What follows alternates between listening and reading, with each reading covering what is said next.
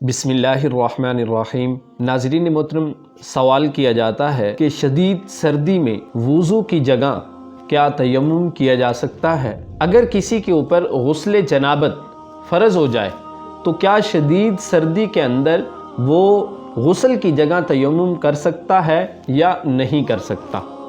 تیمم جو ہے وہ تب ضروری ہوتا ہے جب 1 میل کی مسافت انسان کو پانی میسر نہ آئے، اور اگر میسر ہو لیکن مجبوری ایسی ہے کہ اس مجبوری کے سبب وہ تیمم کر سکتا ہے۔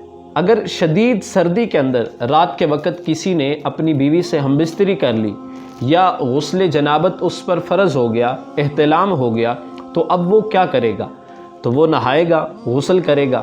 اگر وہ شدید سردی کے اندر نہائے گا تو نہانے کی وجہ سے بیماری بڑھ سکتی ہے، یا اس کے مر جانے کا اندیشہ ہو اور اس کے پاس لحاف بھی نہ ہو، یعنی نہانے کے بعد اوڑھنے کے لیے کوئی کمبل، رضائی وغیرہ بھی نہ ہو کہ اسے نہانے کے بعد جسے اپنے جسم کے اوپر وہ ڈال لے، جس کی وجہ سے اس کی سردی کم ہو سکے، تو مجبوری کے اندر تیمم ادا کرنا جو ہے یہ درست ہوتا ہے۔ اور اگر گرم پانی دستیاب ہے اور نہانا نقصان دہ بھی نہیں ہے تو پھر گرم پانی کے ساتھ نہانا جو ہے یہ واجب ہے۔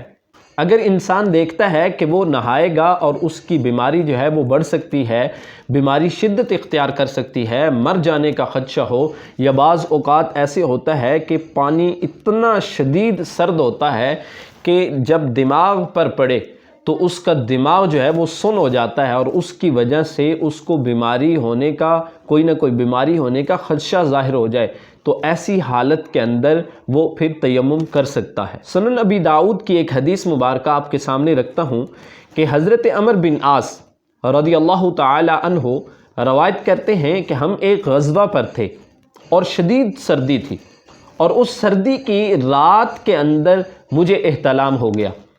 اب جب صبح اٹھا اور پانی اس قدر سرد یعنی ٹھنڈا تھا کہ میں یہ خدشہ ظاہر کرنے لگا کہ اگر میں اس پانی کے ساتھ نہاؤں گا تو کہیں مر جاؤں گا، یعنی اتنا سرد، اتنا ٹھنڈا پانی تھا۔ حضرت عمر بن عاص رضی اللہ تعالی عنہ کہتے ہیں کہ میں نے تیمم کیا۔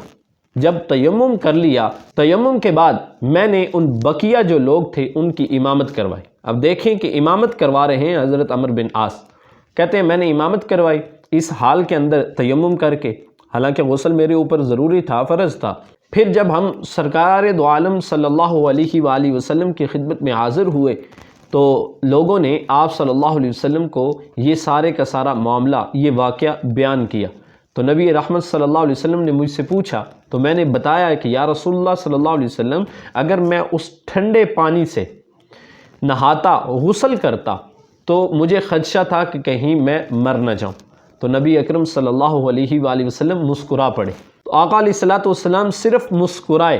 اس حدیث مبارکہ سے حافظ ابن حجر عسقلانی وہ استدلال کرتے ہیں اگر انسان کو بیماری کا خدشہ ہو، یعنی مر جانے کا بھی خدشہ ہو، تو پھر شدید سردی کے اندر وہ غسل کی جگہ تیمم کر لے، پھر یہی تیمم اس کے غسل پر بھی کفایت کر جائے گا اور اس کے وضو پر بھی کفایت کر جائے گا۔